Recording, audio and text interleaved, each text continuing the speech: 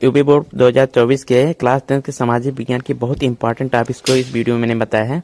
तो जितनी भी टॉपिक्स मैंने बताया ये बहुत इंपॉर्टेंट, ये बार बार पूछे जाते हैं। तो जितने टॉपिक्स मैंने बताया ये आप लोग तैयार करेंगे तो एक आप लोग अच्छे स्कोर प्राप्त कर सकते हैं।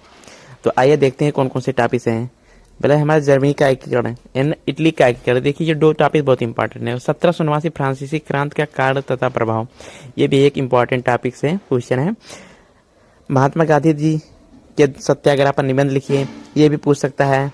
महात्मा गांधी द्वारा चलाया गया असहयोग आंदोलन कारण तथा अर्थ है, या महामंदी के कारणों को लिखिए, ये बहुत इंपॉर्टेंट है। तो जितने भी टाइप्स में बता रहा हूँ आप सभी लोग अच्छे तरीके से तैयार कर लीजिए, ये बार बार पूछे जाते हैं। अगला हम लोग देख लेते हैं, जैसे हमारा है ये 7वां प्रश्न हमारा 19वीं शताब्दी में अंतर्राष्ट्रीय द्वारा चलाए गए 3 प्रकार के प्रवाह की व्याख्या कीजिए। अगला 8वां हम देख लेते हैं ब्रेटन वुड्स संस्थान समझौता।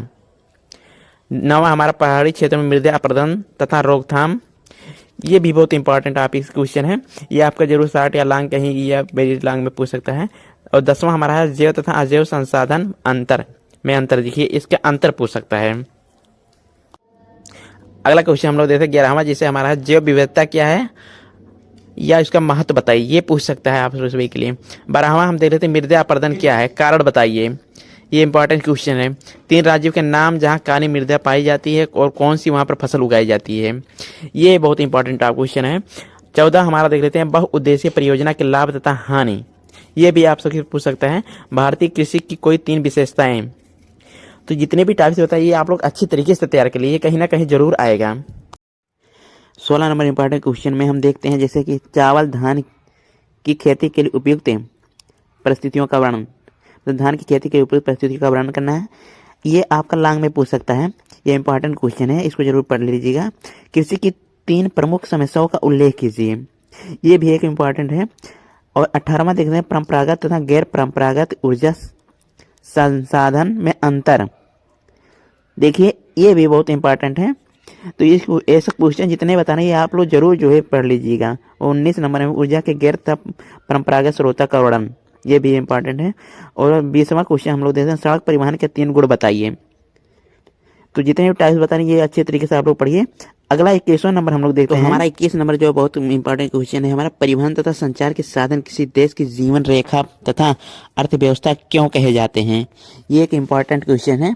22 नंबर हम लोग देख लेते हैं गठबंधन सरकार से आप क्या समझते हैं, ये जरूर पढ़ लीजिएगा। और संघवाद क्या है, इसकी प्रमुख विशेषताएं लिखिए। अब 24 नंबर हमारा 1992 के संविधान संशोधन के पहले और बाद के स्थानीय शासन के 2 अंतर, ये एक बहुत इंपॉर्टेंट क्वेश्चन है, ये बार बार पूछे जाते हैं। तो अगला हम देख देते हैं 25 नंबर जो तो हमारा है भारत के विधायकों में महिलाओं का प्रतिनिधित्व की स्थिति क्या है, इसको जरूर पढ़ लीजिएगा। 26 नंबर हमारा क्वेश्चन देख लेते हैं, बताइए कि भारत में किस तरह अभी भी जातिगत असमानताएं पाई जाती हैं। 27 नंबर हमारा लोकतंत्र किस तरह उत्तरदायी, जिम्मेदार और वैध सरकार का गठन करता है, ये बहुत इंपॉर्टेंट है। तो अगला हम लोग लेते हैं 28 नंबर क्वेश्चन।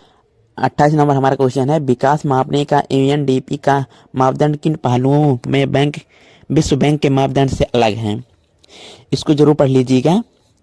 अब 29 नंबर हमारा लोकतंत्र के प्रमुख चुनौतियों का वर्णन कीजिए, ये वर्णन कीजिए, मतलब ये लॉन्ग में आ सकता है आप सभी को। और जैसे 30 नंबर हमारा संगठित कार्य से आप क्या समझते हैं, ये भी इंपॉर्टेंट क्वेश्चन है। अगला हम देखते हैं 31 नंबर हमारा वैश्वीकरण से आप क्या समझते हैं और अवैश्वीकरण से आप क्या समझते हैं, ये जरूर पढ़ लीजिएगा। 32 नंबर ऐसे कारकों की चर्चा करते हैं जिनमें उपभोक्ताओं का शोषण होता है। तो ये जितने भी इंपॉर्टेंट ये क्वेश्चन बताए ये बहुत ही इंपॉर्टेंट हैं। 33 नंबर क्वेश्चन हम देख लेते हैं, जो हमारा लोकतंत्र की किन्हीं 2 चुनौतियों का वर्णन कीजिए, ये बहुत इंपॉर्टेंट है। और 34 नंबर हम भारत के स्वतंत्रता संघर्ष में गांधी जी के योगदान का मूल्यांकन कीजिए। तो गांधी जी के बारे में जितने भी आप लोग पढ़े हैं उसमें जरूर वर्णन कीजिएगा, पूरा लॉन्ग में पूछेगा। 35 नंबर में उन 3 तरीकों की व्याख्या की जिनके द्वारा उपभोक्ताओं का बाजार में शोषण किया जाता है, ये भी बहुत इंपॉर्टेंट है। तो हमने इस वीडियो में पूरे चैप्टर के पूरे बुक के जो है सभी इंपॉर्टेंट क्वेश्चन को बताया है, इनको जरूर पढ़ लीजिएगा। ये मैं नहीं कह रहा हूँ कि केवल इतना ही पढ़ के आ जाएगा, लेकिन जितनी भी टॉपिक्स बताएं ये बहुत इंपॉर्टेंट है, इससे जरूर क्वेश्चन फंसेगा।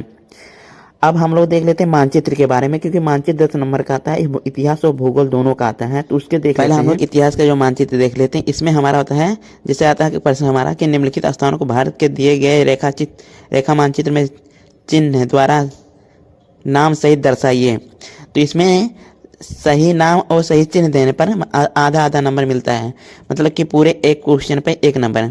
5 क्वेश्चन आते हैं, 5 नंबर होता है, 5 नंबर इतिहास का, 5 नंबर भूगोल का। तो इसमें हम लोग देख लेते हैं, सही नाम लिखेंगे तो आधा नंबर, और उसको सही अंकन कीजिएंगे मानचित्र पर तो हमारा आधा नंबर। तो पूरा मिलाकर एक क्वेश्चन का 1 नंबर हो गया। जैसे हम लोग कुछ क्वेश्चन प्रकार बता लेते हैं, इसी प्रकार के क्वेश्चन आप लोग पढ़ लीजिएगा। जैसे है वह स्थान जहाँ पूर्ण स्वराज की मांग का प्रस्ताव पारित हुआ था, उसका नाम लिखिए और वह मानचित्र पर दर्शाइए। दूसरा हम लोग देख लेते हैं, वह स्थान जहाँ किसी घटना के कारण महात्मा गांधी ने असहयोग आंदोलन स्थगित किया, उसका नाम और चित्र पर दर्शाइए। वह स्थान जहाँ 1920 में कांग्रेस का अधिवेशन हुआ, इसको भी ऐसे दर्शाना है। वह स्थान जहाँ सूती मिल श्रमिकों ने सत्याग्रह किया। 5वां हमारा वह स्थान जहाँ सर्वप्रथम नमक बनाया गया था। तो इसका लिखना है नाम, कहाँ पर बनाया गया था और मानचित्र पर दर्शाना भी है। तो इसी प्रकार के क्वेश्चन पूछे जाते हैं, किसी नाम लिखिए उसके बाद दर्शाइए मानचित्र पर। अब हम लोग लिख देते हैं भूगोल में, ऐसे इसी प्रकार के पूछे जाते हैं। इसी प्रकार हम लोग भूगोल का मानचित्र देख लेते हैं। जैसे इसमें भी आता है, नाम और सही स्थान अंकित करने पर आधा आधा नंबर मिलता है, तो पूरा 1 नंबर मिलता है। जैसे हमारा भारत के किसी एक परमाणु ऊर्जा केंद्र का नाम चिन्हित कीजिए। भारत के किसी एक परमाणु ऊर्जा केंद्र का नाम ये उत्तर प्रदेश है। उसी प्रकार सेकंड उसी रिलेटेड हमारा क्वेश्चन पूछा है कि उत्तर प्रदेश राज्य के गन्ना उत्पादन क्षेत्र चिन्ह द्वारा दर्शाए, मतलब इस राज्य के, मतलब पहले का जो आंसर रहेगा उसी राज्य के, मतलब उत्तर प्रदेश है उस नरवा, उसमें तो यह हो जाएगा उत्तर प्रदेश का उत्पादन क्षेत्र। और तीसरा हमारा सलाल बांध चिन्ह द्वारा राज्य के नाम सहित है। और चौथा हमारा दक्षिण भारत के एक नदी चिन्ह द्वारा नाम सहित दर्शाइए। राज्य का राजस्थान का राजधानी नगर चिन्ह द्वारा नाम सहित दर्शाइए। तो ये इसी प्रकार के क्वेश्चन पूछे जाते हैं। तो इसी प्रकार के क्वेश्चन आप लोग तैयार कर लीजिए। तो इस वीडियो में हमने सभी पूरे बुक के इंपॉर्टेंट क्वेश्चन पे बात किया है। तो इन सभी क्वेश्चन को जितने भी बताए मैंने, आप सभी इसे जरूर तैयार कर लीजिएगा। तो ये वीडियो कैसे लगे कमेंट करके जरूर बताइएगा। चैनल पर नए हो तो चैनल को जरूर सब्सक्राइब कर दीजिए। मिलते हैं नेक्स्ट वीडियो में।